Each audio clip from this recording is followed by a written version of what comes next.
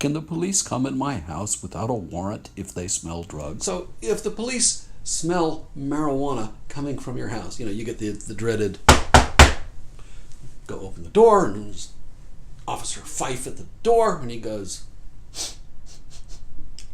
"Is that weed I smell?" "Oh, I don't know what you smell, officer." But at any rate, Officer Fife says, "Is that weed I smell?" Can you come in and just look around at that point? It's a little tricky. Here's the law. The odor of marijuana alone can establish what's known as probable cause. And probable cause just means that the facts and circumstances at the time would warrant a person of reasonable belief to have a suspicion that there is some sort of criminal act afoot.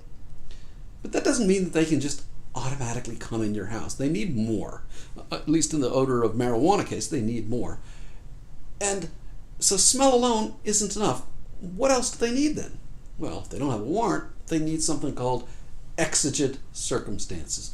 And you can think of it kind of like emergency circumstances. In other words, if there's some sort of an emergency situation, if there's a danger to life or the imminent destruction of evidence or something of that nature, then yeah, they can come in.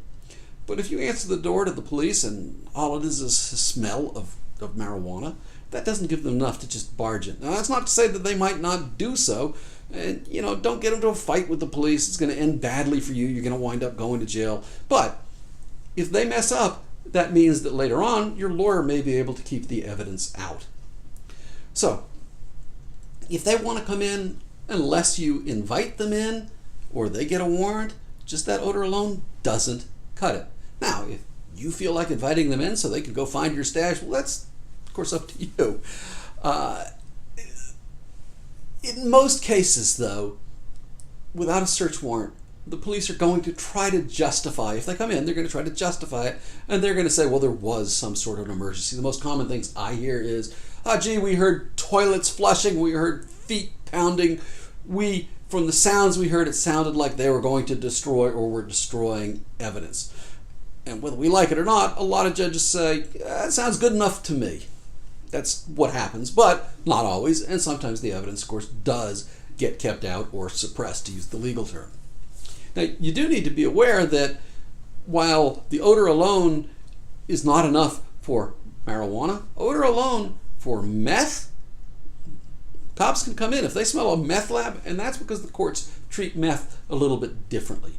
In the case of meth, they recognize that, well, meth labs explode, and meth itself creates all sorts of toxic fumes and things like that. So if the cops say, we smell marijuana and we smell meth, they're coming in, and the courts are going to say, well, that's okay. It was dangerous. There was an exigent circumstance because of the odor of meth. Now, I certainly hope that you or anybody you love isn't in any kind of a legal jam. If you are, you want our help, just give us a call. Our phone number's below. I'm Andy Siegel.